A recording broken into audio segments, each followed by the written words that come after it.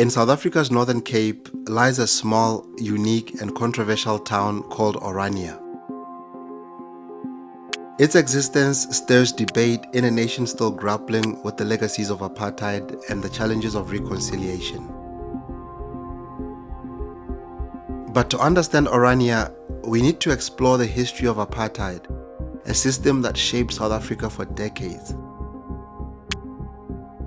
Apartheid, which means apartness in Afrikaans, was officially implemented in 1948 by the National Party.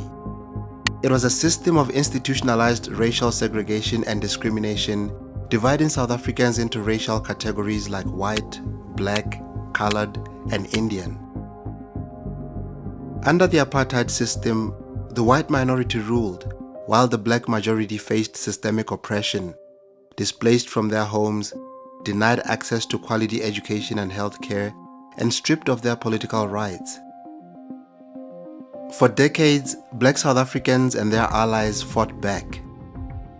Leaders like Nelson Mandela and organizations like the African National Congress or the ANC spearheaded the struggle. Global sanctions and increasing internal unrest eventually forced the apartheid regime to negotiate. In 1994, apartheid ended and South Africa held its first democratic elections, ushering in a new era under President Nelson Mandela. But the end of apartheid did not erase its legacy. South Africa remains one of the most unequal societies in the world, with poverty and land ownership disproportionately affecting black South Africans. Amid this backdrop, some Afrikaners, descendants of Dutch settlers, feared the loss of their cultural identity, and this fear gave birth to Orania. Orania was founded in 1991 as a cultural enclave for Afrikaners. Its mission: to preserve the Afrikaner language, the traditions, and self-reliance. Today, the town has about 2,500 residents, all of them white. The town operates with its own currency, the Ora, and it enforces a strict policy of cultural exclusivity, requiring prospective residents to align with its Afrikaner values. Opinions on this town are deeply divided.